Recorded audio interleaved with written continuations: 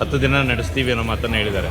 BJP ಏನು ಸಿದ್ಧತೆ, ಪ್ರಮುಖ ಅಜೆಂಡಾ ಏನಿದೆ ಸರ್? ರಾಜ್ಯದ ಅನೇಕ ಜ್ವಲಂತ ಸಮಸ್ಯೆಗಳ ಬಗ್ಗೆ ಅಧಿವೇಶನದಲ್ಲಿ ಕೇವಲ ಚರ್ಚೆ ಮಾಡುವಂಥದ್ದಷ್ಟೇ ಅಲ್ಲ, ಅದಕ್ಕೆ ಉತ್ತರವನ್ನು ಕೂಡ ಕಂಡುಕೊಳ್ಬೇಕಾಗಿದೆ. ನಾವು ಕೂಡ ನಮ್ಮೆಲ್ಲ ಶಾಸಕರು, ವಿಧಾನ ಪರಿಷತ್ ಸದಸ್ಯರು ಎಲ್ಲರನ್ನೂ ಕೂಡ ಒಂದಿನ ಸಭೆಯನ್ನು ಕೂಡ ನಾವು ಕರೆಯೋರಿದ್ದೇವೆ. ನಾನು ಅಶೋಕ್ ಅವ್ರ ಜೊತೆಲಿ ಮಾತನಾಡ್ತೇನೆ, ವಿರೋಧ ಪಕ್ಷದ ನಾಯಕರ ಜೊತೆಯಲ್ಲಿ. ಈ ಅಧಿವೇಶನವನ್ನು ಭಾರತೀಯ ಜನತಾ ಪಾರ್ಟಿ ಹಾಗೂ JDS ಒಟ್ಟಾಗಿ ಒಂದಾಗಿ ಕಾಂಗ್ರೆಸ್ ಪಕ್ಷವನ್ನು ಎದುರಿಸಬೇಕಾಗ್ತದೆ, ಆಡಳಿತ ಪಕ್ಷವನ್ನು ಎದುರಿಸಬೇಕಾಗ್ತದೆ.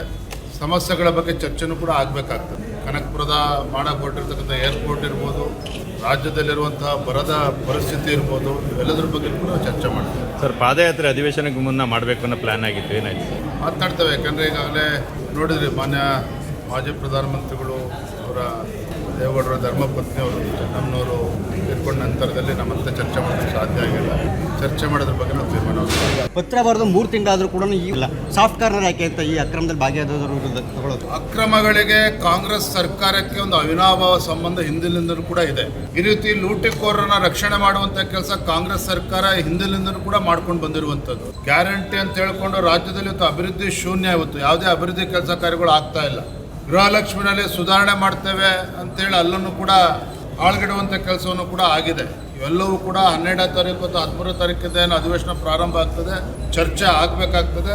ಸರಿಯಾದ ಚರ್ಚೆ ಆಗಿ ಅದಕ್ಕೆ ನ್ಯಾಯ ಕೊಡುವಂಥ ಕೆಲಸ ಕೂಡ ವಿಪಕ್ಷವಾಗಿ ನಾವು ಮಾಡ್ತೇವೆ. ಅಧಿವೇಶನದಲ್ಲಿ ಪ್ರಸ್ತಾಪ ಮಾಡ್ತೀರಾ ಸರ್ ಅನ್ನ ಬಗ್ಗೆ ವಿಚಾರವಾಗಿ? ಯಾಕಂದರೆ ದೊಡ್ಡ ಮಟ್ಟದ ಕೂಡ ಚರ್ಚೆ ಆಗ್ತದೆ. ಗೃಹಲಕ್ಷ್ಮಿ ಬಗ್ಗೆನೂ ಕೂಡ ಚರ್ಚೆ ಆಗ್ತದೆ. ವರದ ಬಗ್ಗೆನೂ ಕೂಡ ಚರ್ಚೆ ಆಗ್ತದೆ. ಏನು ರಿಯಲ್ ಎಸ್ಟೇಟ್ ದಂಧೆ ಮಾಡೋದಕ್ಕೆ ಏರ್ಪೋರ್ಟನ್ನು ಕನಕಪುರಕ್ಕೆ ತೆಗೆದುಕೊಂಡು ಹೊರಟಿದ್ದಾರೆ, ಇದ್ರ ಬಗ್ಗೆನೂ ಕೂಡ ಚರ್ಚೆ ಆಗಬೇಕು. ಸರ್, KPSC ಹಗರಣದ ಬಗ್ಗೆ ಏನು ಹೋರಾಟ ಏನಿರುತ್ತೆ ಸರ್? ಎಲ್ಲವೂ ಕೂಡ ಚರ್ಚೆ ಮಾಡ್ತೇವೆ. ದೇಶದಲ್ಲಿ ಇವತ್ತು ಯುವ ಜನತೆ ದಂಧೆ ಅಂತ ನಾವೇನು ಹೇಳ್ತೇವೆ, ಸೂಕ್ಷ್ಮವಾಗಿ ಎಲ್ಲವನ್ನೂ ಕೂಡ ಗಮನಿಸ್ತಾ ಇದ್ದಾರೆ. ಇವತ್ತು KPSC ಇರ್ಬೋದು ಅಥವಾ ಯಾವುದೇ ಕಾಂಪಿಟೇಟಿವ್ ಎಕ್ಸಾಮ್ಸ್ ಇರ್ಬೋದು, KPSCನಲ್ಲಂತೂ ರಾಜ್ಯ ಸರ್ಕಾರ ಹಿಂದಿನಿಂದಲೂ ಕೂಡ ಸುಧಾರಣೆ ತರ್ತೇವೆ ಅಂತ ಹೇಳಿದ ಮೇಲೂ ಕೂಡ ಯಾವುದೇ ಒಂದು ಸುಧಾರಣೆ ತರೋದ್ರಲ್ಲಿ ಇವತ್ತು ರಾಜ್ಯ ಸರ್ಕಾರ ವೈಫಲ್ಯ ಆಗಿದೆ. ಮಾತು ಎತ್ತಿದ್ರೆ ಅಟಾನಮಸ್ ಬಾಡಿ ಅಂತ ಹೇಳಿದನ್ನ ಕೈ ಚೆಲ್ಲಿ ಕೂಡುವಂಥ ಕೆಲಸ ಕಾಂಗ್ರೆಸ್ ಸರ್ಕಾರ ಕೂಡ ಮಾಡ್ತಾ ಇದೆ. ಹಿಂದೆನೂ ಕೂಡ ಅಧಿವೇಶನದ ಚರ್ಚೆ ಆಗಿದೆ.